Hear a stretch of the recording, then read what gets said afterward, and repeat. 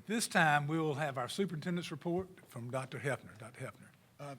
Thank you, Mr. Chair, and thank you, members of the board. I just would mention a few things that have happened since we met 2 weeks ago. As you know, we announced our Teacher of the Year and our Support Employee of the Year.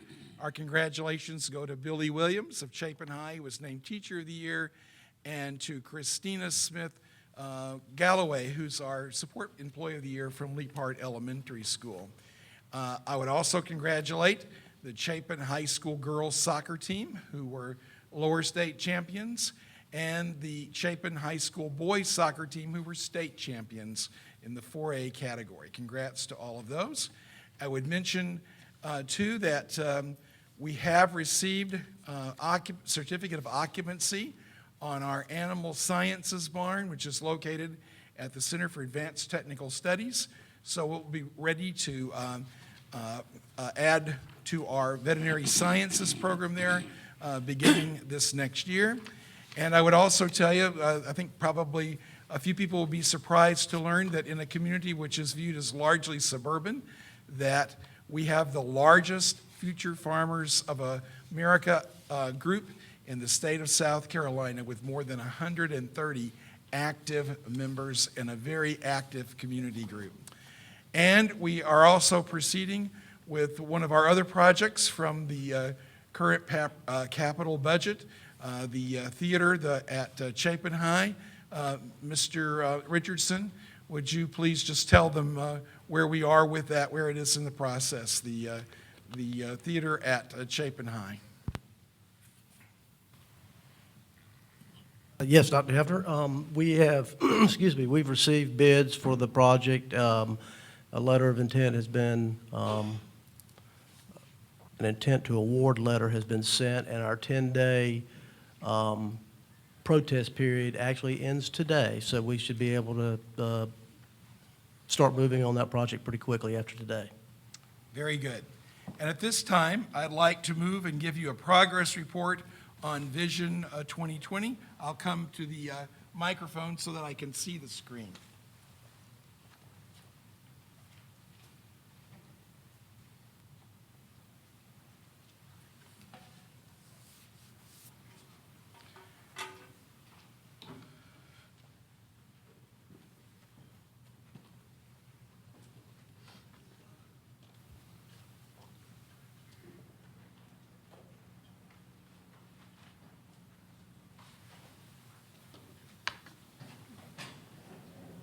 As I said, I'd like to give you a progress report on Vision 2020.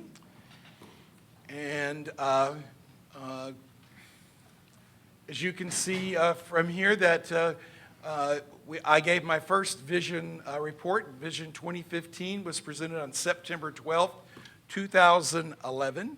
And in it contained 5 major points, which I'm happy to say that we have accomplished those.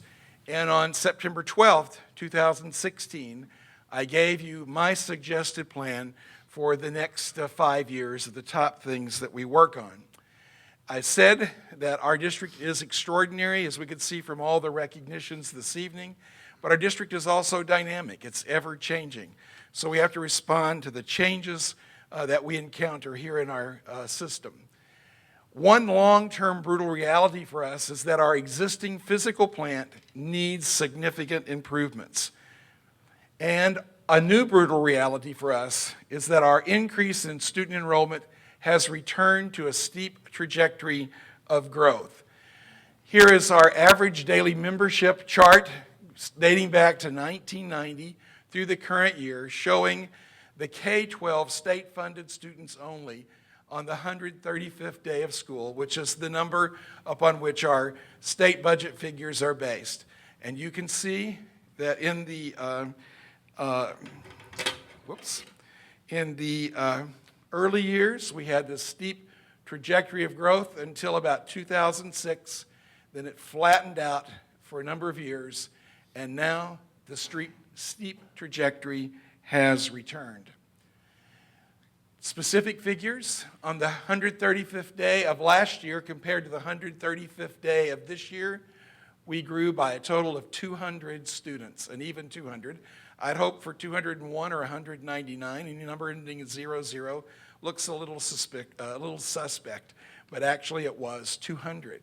And for the past 4 years, we've grown 584 students. To address our needs related to growth in enrollment and ensuring the continued viability of the existing components of our physical plant, I made 5 recommendations to you in Vision 2020. The first was that we add a third wing to Chapin Middle School. That has gone very well. You hired an architect, plans have been drawn. We have entered into a construction management at risk contract with a local contractor, contract construction, and everything is on go for that third wing to be ready by August of 2018. The second recommendation was that we build a new elementary school, which I'm calling Elementary 13, until it would have a name, in the Chapin geographical area. Now, this recommendation is one that is really left over from the 2008 bond referendum. There had been a plan in place at that time, and the one item that has not been accomplished from the plan that was developed for the 08 referendum was the addition of an additional elementary school. So this one is pulling that one forward to this present time. Number 3, I won't read the exact wording, but I had asked that we restore the function of a planning officer to the district because things are happening so quickly, so rapidly, and without a planning office, it's hard for us to keep up with all of it. Again, given the constraints of our budget with the fact that it takes all that we can scrape together to meet our needs for our safety functions, as well as pay the increased cost for pension and health insurance, I will accomplish this by reorganizing, redirecting some of the position we already have to make a clear and distinct planning function within our current operation, but am not asking for funding at this time to do that. And number 4, to continue to expand our magnet and choice options throughout the district so that we can make optimum use of existing space. We have a number of magnet programs in place, and we have people coming from all across the district to take advantage of those options. So it helps us utilize the space that we already have. It enhances the ability of each school to compete effectively with other schools in our district and our community. And lastly, it helps to meet the unique educational needs of our students. And number 5 was a long list of items that need to be done. I won't go through all of them. I will mention just the first one there because one is upgrades here at Nursery Road Elementary School. If you will notice, this school, the classrooms do not have permanent walls. May have been a great idea back in the 60s, but it's an idea that is very difficult to carry out effectively today. So we have a number of those things which need to be prioritized and woven into a long-range plan, a 10-year plan perhaps, for us to accomplish all the things on the list. The only thing that's changed since I presented on September 12th is that when I presented to our many groups, including the school improvement councils, and it was specifically in the Chapin area where the Chapin School Improvement Councils asked that we add the need for additional athletic fields and improve lighting on existing athletic fields to our list. So that was added in March. Now, here is our district, a picture of our district, easily recognized because of the presence of Lake Murray. And you can see the Irmo schools are in yellow. The Dutch Fork schools are supposed to be in green, although that didn't turn out to look so green tonight. And the Chapin schools are in blue. And you can see the individual attendance areas, which are very compact down in the Irmo area and very compact, relatively compact, in the Dutch Fork area. But when you get to the Chapin area, you see we have lots of geography and 2 schools. This is just specifically the Chapin geographical area, which helps you see what our challenges are in terms of our geography there. Here's the lake, which is a border on one side. We have the interstate that cuts through this portion of our district, well, really through all of our district. And then we have the broad river over here. So we have very firm boundaries. And so that gives us some constraints as we look in terms of dealing with our growth in this particular area. So let's go back to number 2, to build an elementary school in the Chapin geographical area. So subsequently, I recommended that we buy some property on the Amix Ferry side of Chapin for a site for another elementary school. So why did I do that? Why did I make that recommendation? Well, it gets down to this particular word, which is trust. Now, I say that because when, we'll go back here. When I came to the district, which was January 2nd, 2011 was my first day. And it was a very telling day for me. I met with the 6 direct reports that I had. And on that particular day, as I outlined my things that I thought we needed to work on, since I had been doing visits initially in October and November and December before I became the superintendent, I was laying out some things I thought we needed to do. And one of the persons who was on my staff at that time, and of the 6, 4 have now retired and 2 have moved away, but one of the 6 said, Dr. Hefner, you do understand that it's hard for us to take long-range plans of the superintendent very seriously because you are our 7th superintendent in 6 years. To which I said, well, I was aware of that, but I did hope that I'd have the opportunity to be around for a little while. So as I went on and laid out more plans, someone said, hey, we kind of like you.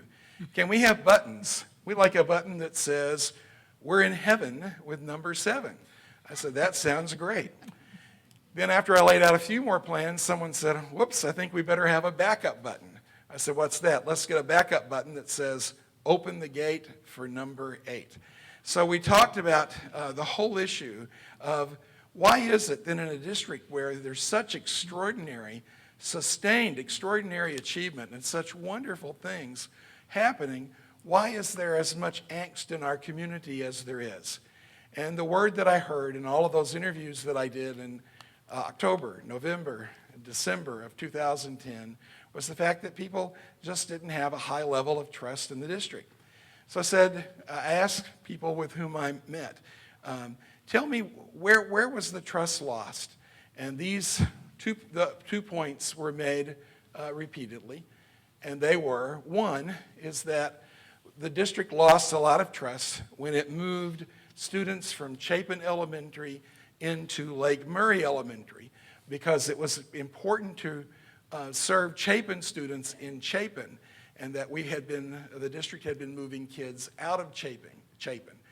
So I took that as one of the things that was really a detriment to us having trust, and that one way to establish trust was to be able to serve Chapin students in Chapin. And the second thing I heard was that much trust was lost when, I think it was in the early 2000s, when the opening of Ballantyne Elementary came, there was some concern that kids would be in one geographic cluster for some grades and another geographical cluster for other grades, and they wanted the district to make a commitment that we would preserve our geographical grouping concepts and that Chapin's geographical grouping would be honored. So I took that as another of one of the things that we should shoot for in the district. All right, now here we are back at the Chapin attendance area. And you can see that here we are. We have 2 elementary schools, Chapin Elementary off of Old Lexington Road and Lake Murray Elementary down here. And so those are the 2 schools that we have in serving this large geographical area. So as we look to drop a 3rd elementary school into this mix, I'd also point out that this is it's small print, so I have a hard time seeing it, but I believe this is exit 91 right here, and this is exit 97. And you see that there are only a couple of places that one can get across the interstate through here.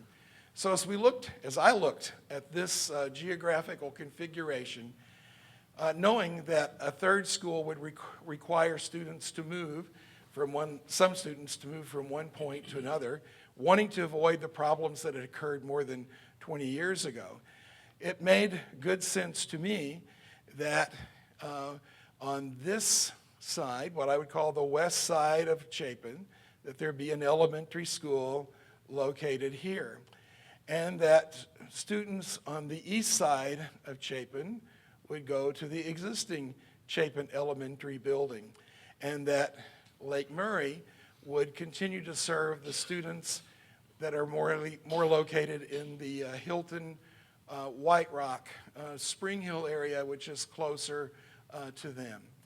Now, but prior to my coming, the district did purchase a piece of property here on Mount Vernon Church Road, which is not too far from the Center for Advanced Technical Studies, not too far from Spring Hill High School.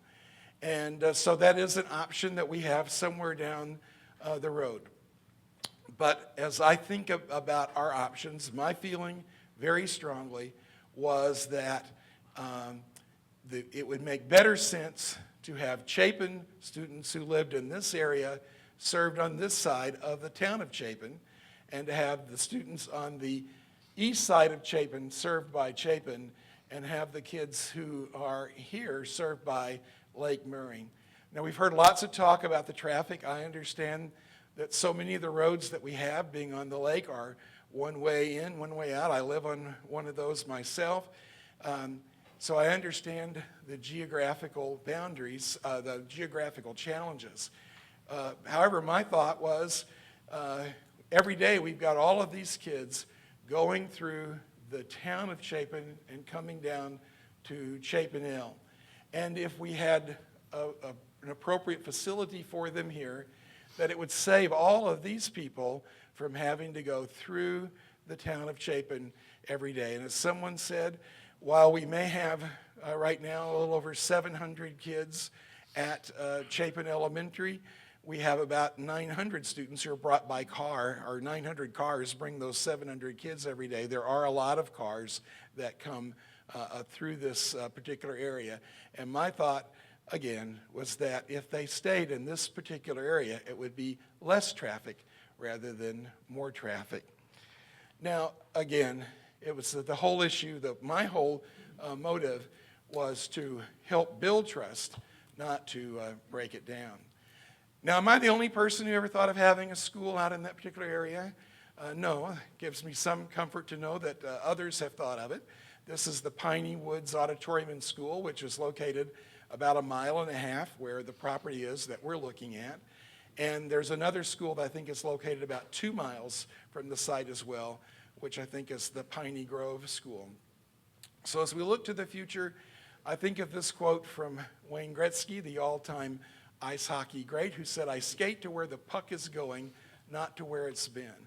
I think we have to plan ahead and look where it's going to serve this community in the future, because we're not building a school just for today. If we had the money immediately, which we don't, the soonest we could open it would be about 2020, but the school would be built to last 50 years.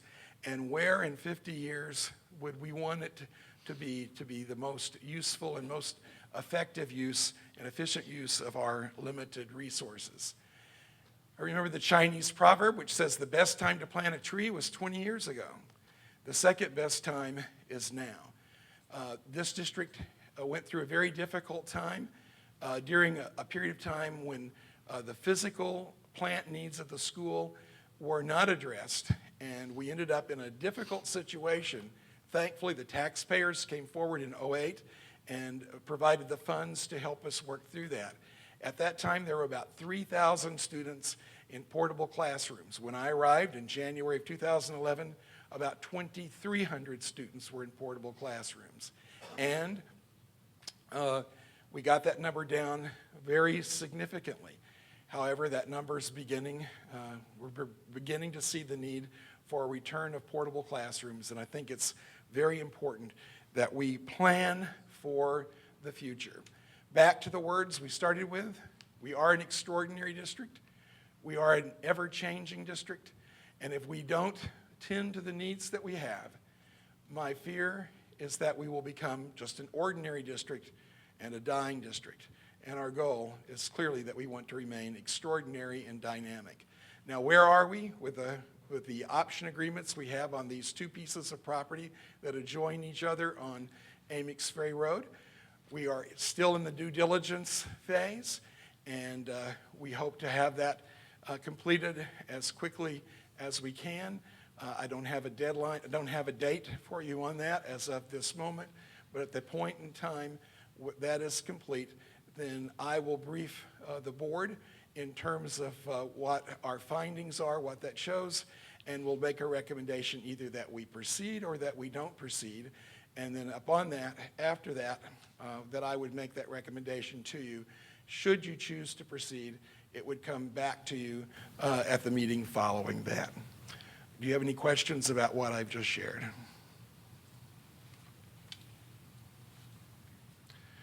All right. Thank you very much. And at this time, we're going to go to Mr. Richardson for the monthly financial reports.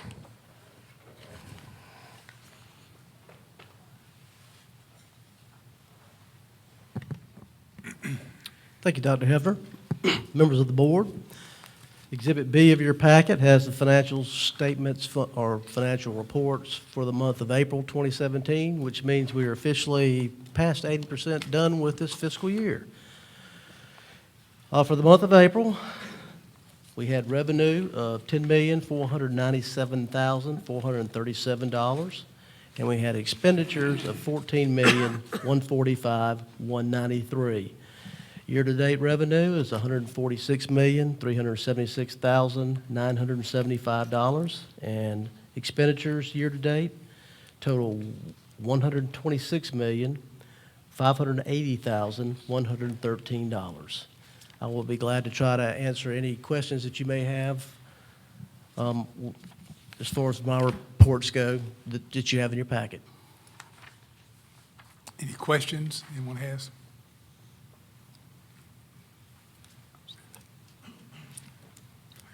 That's it. Hearing no questions, that concludes the superintendent's report. Thank you, Dr. Hefner. Thank you for your update, the Vision 2020. That was interesting to bring it up to date. Thank you for that. That brings us to our public participation for our regular meeting that we're currently in.